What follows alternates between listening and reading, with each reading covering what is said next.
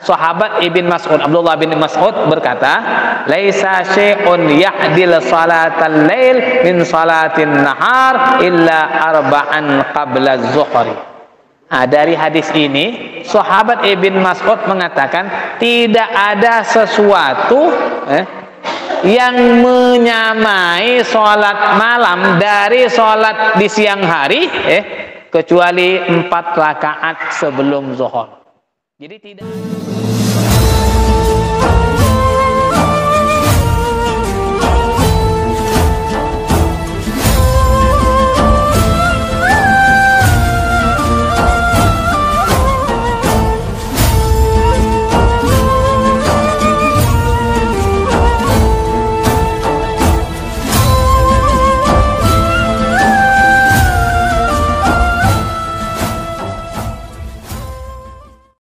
Musannif rahimahullah ta'ala wal maqalatu sadisah, dan maqalah yang keenam an Sayyidina Abdullah bin Mubarak, dari Sayyidina Abdullah bin Mubarak hafidul qadi Nuh al-Marwazi. Beliau ini Sayyidina Abdullah bin Mubarak cucunya Syekh al-Qadhi Nuh al-Marwazi namanya, seorang ulama besar Abdullah bin Mubarak. Beliau mengatakan, man shalla kulla yawmin isnata asyara rakatan, barang siapa sholat sunnah setiap hari 12 rakaat, sholat sunnah rawatib ini maksud ini, faqad adda haqqas shalah, maka sungguh dia telah menunaikan haknya sholat. Dalam sholat itu ada hak harus yang kita tunaikan, hak harus kita sempurna. Di antara cara menunaikan haknya sholat adalah melakukan sholat 12 rakaat, sholat sunnah rawatib, sholat sunnah yang mengiringi sholat fardu. Nah, di sini Imam Nawawi Bantani menyebutkan 12 rakaat itu rakaatan qabla subhin, 2 rakaat sebelum subuh, 2 rakaat sebelum subuh. Kemudian warakatan qabla zuhrin, 2 rakaat sebelum zuhur, 4, warakatan ba'daha, dan 2 rakaat setelah zuhur, 6. Kemudian arba' rakaat qabla asrin, 4 rakaat sebelum asar, 10. Warakatan ba'da maghrib, dan 2 rakaat setelah maghrib. Adapun sebelum maghrib tidak ada, karena ringkasnya waktu maghrib sehingga tidak ada qabliyah maghrib. Jadi dua rakaat setelah maghrib. Ini yang minimalnya, ini yang minimal. Ini sunnah muakkadah yang tidak pernah ditinggalkan Nabi, baik dalam ketika beliau di rumah ataupun ketika dalam perjalanan. Ini 12 rakaat ini tidak pernah ditinggalkan Nabi.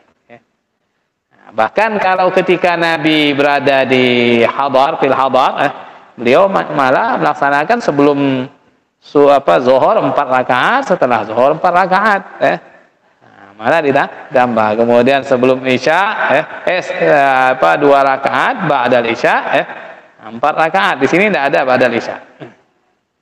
Tapi ada versi lain, ini ada versi lain juga 12 rakaat itu, 12 rakaat. Kalau tadi kan 2 rakaat sebelum subuh, 2 rakaat sebelum zuhur, 2 rakaat pada zuhur, 4 rakaat sebelum asar, dan 2 rakaat sebelum maghrib. Berarti sebelum isya, setelah isya tidak ada di sini. Nah, tapi ada yang versi lain yang setelah isya ada. Hal ini Imam Abdullah bin Mubarak mengatakan hal ini, juga berdasarkan sabda Nabi di qauli sallallahu, karena sabda Nabi rahimallahu imra'an shalla qabla al-'asr arba'an. Nabi mendoakan orang yang sholat sunnah asar sebelum asar 4 rakaat.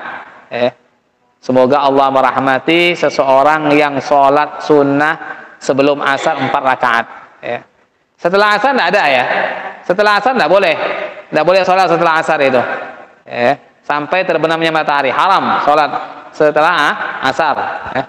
Ada yang mengatakan haram, ada yang mengatakan makruh, karena itu waktu makruh. Tidak boleh, kecuali kalau ketika berada di Mekah. Kalau di Mekah, Madinah itu mau kapan pun tidak ada waktu haram di sana.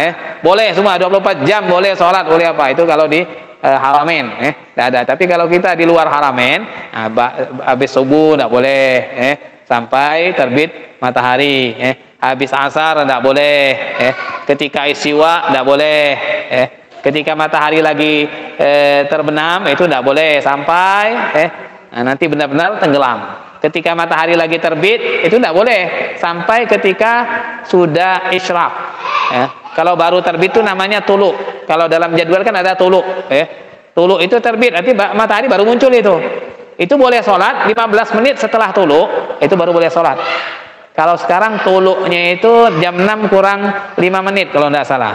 Nah, jam 6 kurang 5 menit itu matahari keluar. Tapi belum boleh sholat. Kan yang diperbolehkan sholat ketika matahari sudah naik ukuran tombak. Para ulama mengirakan ukuran tombak itu sekitar 15 menit setelah tuluk. Berarti tuluknya, isyraqnya sekitar jam 6 lewat 10 menit.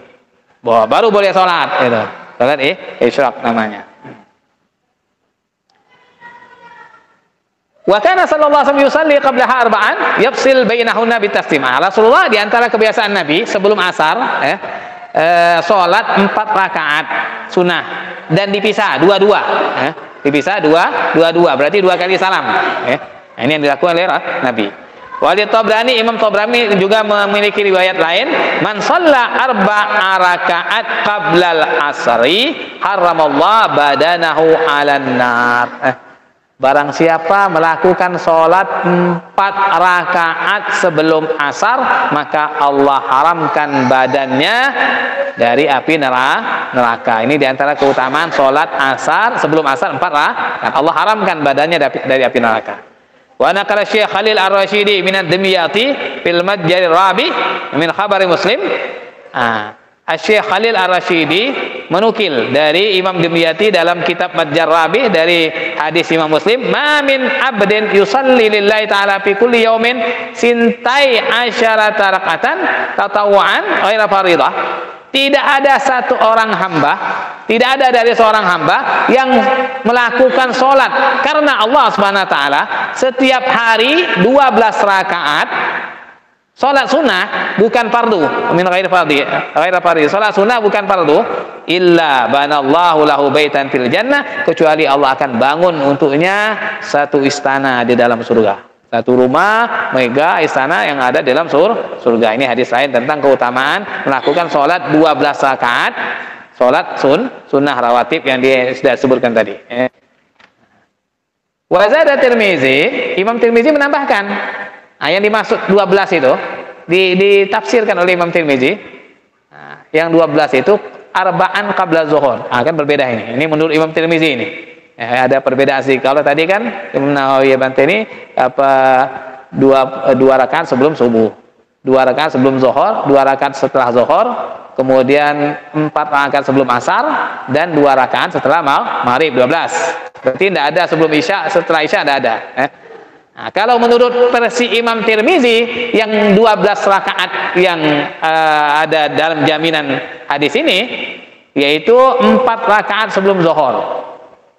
Adapun cara pelaksanaannya, kalau sebelum zuhur itu dilakukan sekaligus, 1 salam, 1 tahiyat, tidak ada tahiyat awal. Jadi 4 rakaat itu langsung sekali salam. Jadi 4 rakaat langsung. Dan juga tidak pakai tahiyat awal, langsung rakaat kedua langsung naik dia. Nah, itu kalau biasa yang dilakukan sebagian ulama kalau sholat qabliyah zuhur 4 rakaat, kalau mau melakukan 4 rakaat sebelum zuhur, 2 rakaat setelah zuhur, 6 berarti ya. 2 rakaat setelah zuhur. Kemudian 2 rakaat setelah maghrib, 8.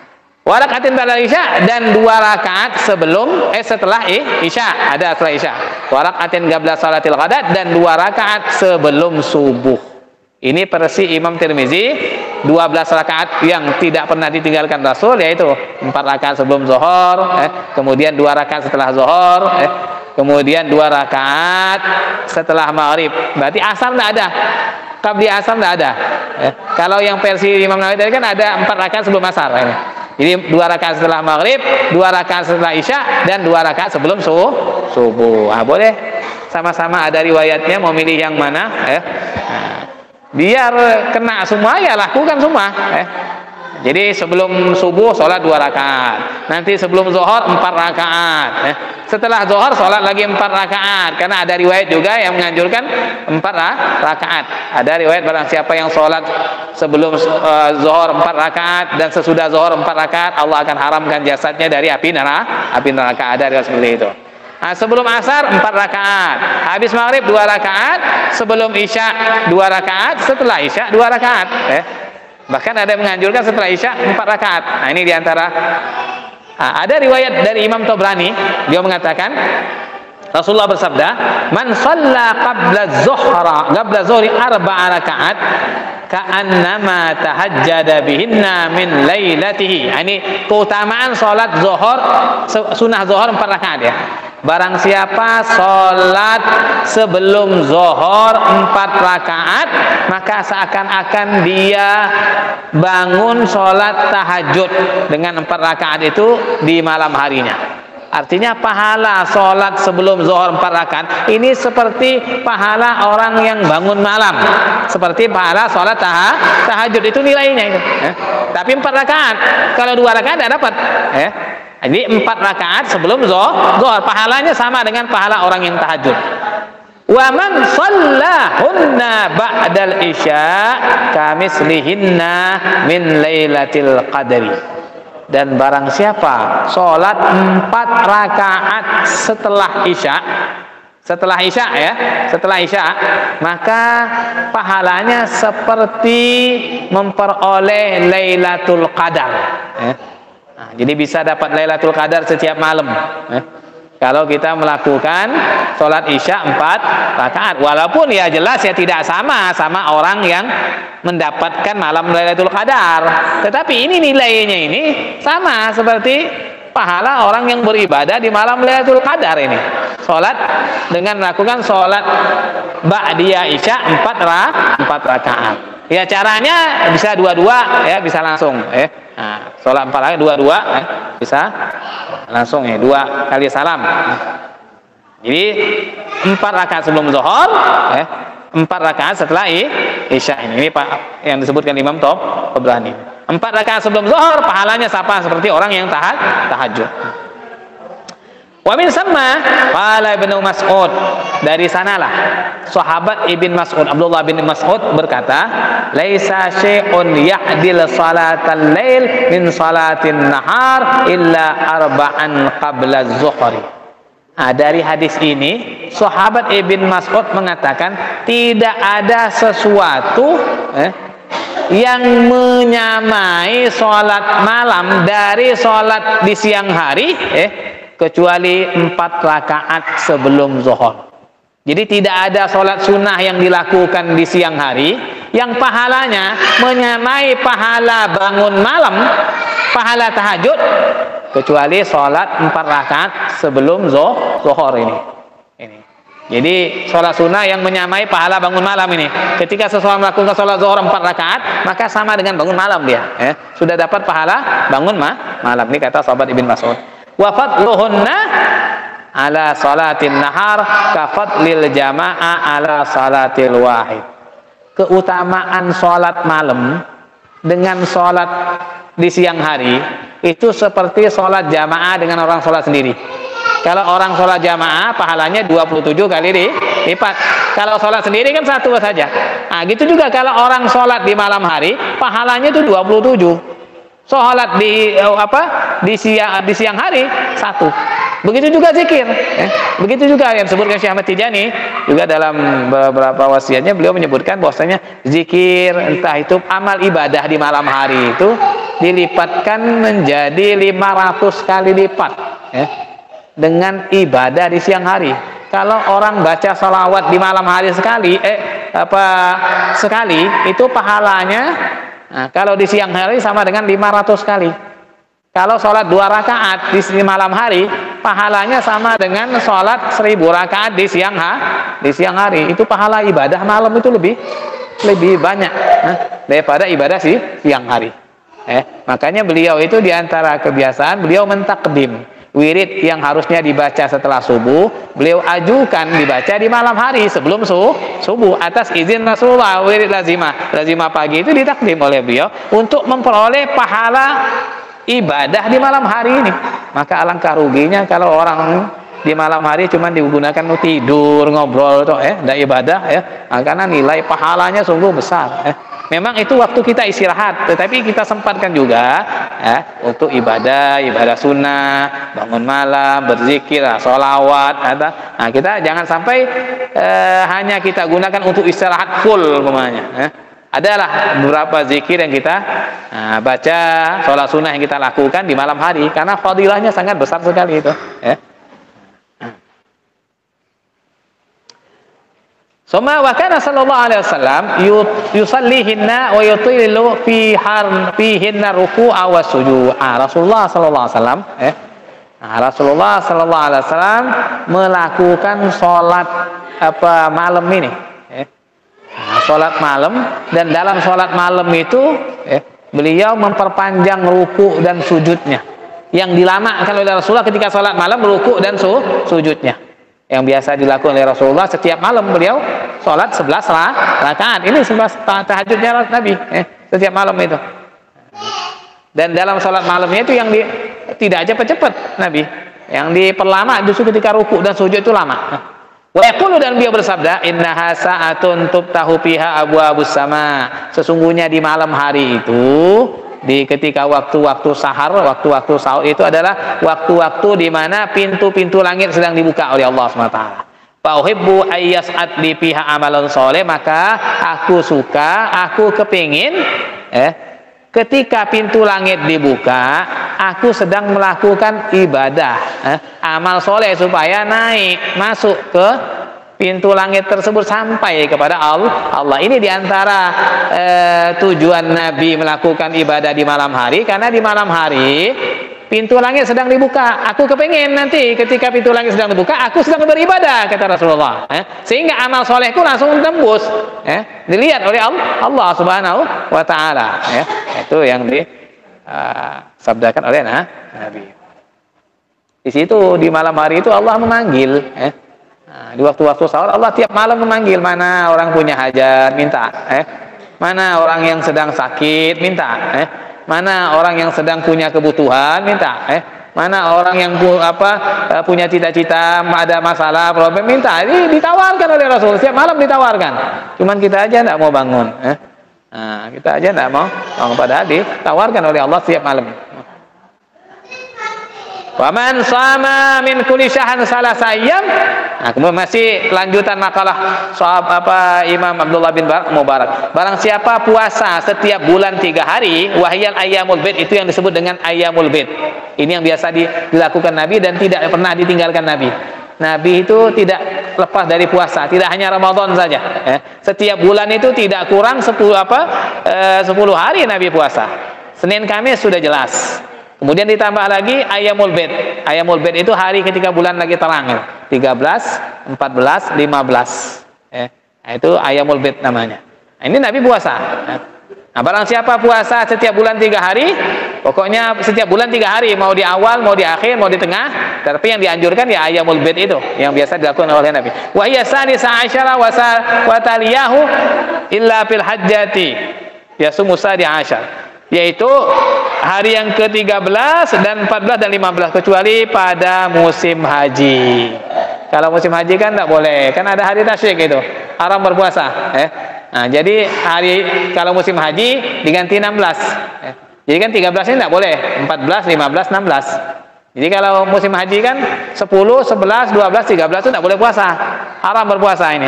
Hari raya sama hari tasyrik 3 hari. Jadi diundurkan untuk musim haji 14, 15, 16. Ya sumu sadis asyar au yauman ba'dahu badala sadis, ataupun sehari setelah 16 itu sebagai ganti dari hari yang ke-13, karena itu adalah hari tasyrik. Wa hikmatu kauniha salasa. Nah, apa hikmahnya kok Nabi melakukan puasa setiap bulan 3 hari? Hikmahnya apa? Annal hasanata bi asyi amsalha. Fa shaumuha ka shaumi syahr kullihi. bahwa kebaikan itu kan dilipat gandakan 10 kali lipat.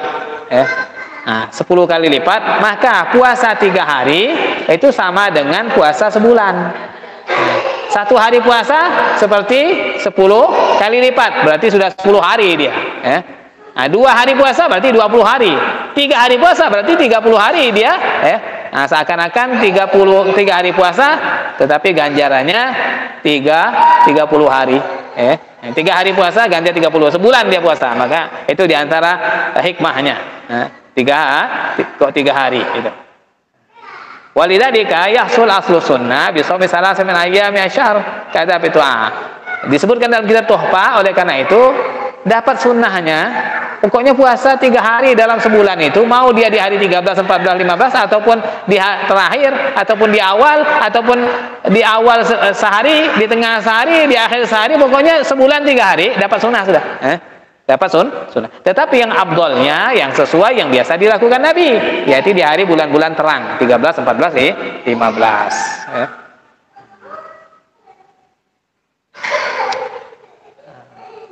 Fakat haddas hakasnya, maka sungguh dia telah menunaikan haknya puasa. Jadi orang yang berpuasa 3 hari tiap bulan, maka sungguh dia telah menunaikan haknya puasa. Sedikit lagi ya. Wa man qara'a kulla yawmin mi'ata ayatin faqad adda haqqal qiraah. Barang siapa yang membaca setiap hari 100 ayat dari Quran, maka sungguh dia telah menunaikan hak membaca Quran.